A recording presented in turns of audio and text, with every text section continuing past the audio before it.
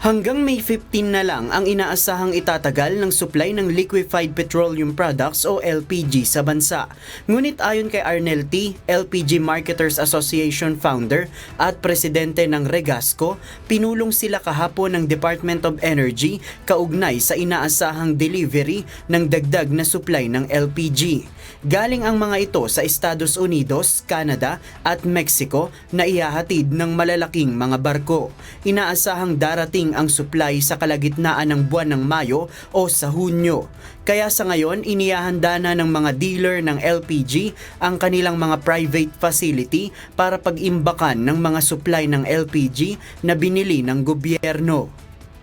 This is a private facility, but because of the national energy emergency declared by the President, the government can use our facility if they want to. So yun po ang direktiba nila sa amin na ihanda ang facility namin dahil gagamitin ng gobyerno.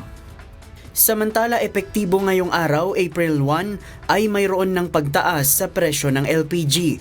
Tinatayang nasa 17 pesos hanggang 36 pesos kada kilo ang madaragdag sa halaga nito.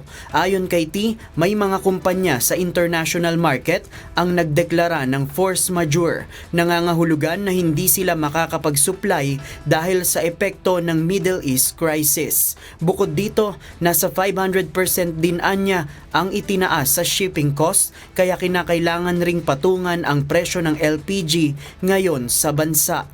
Lahat po kasi ng aming old inventory ay naubos na po noong March 28.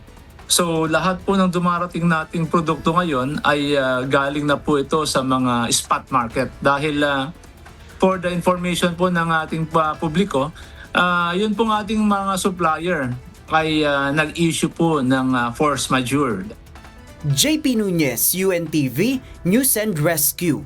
Diyos ang aming sandigan, serbisyo publiko ang aming pinahahalagahan.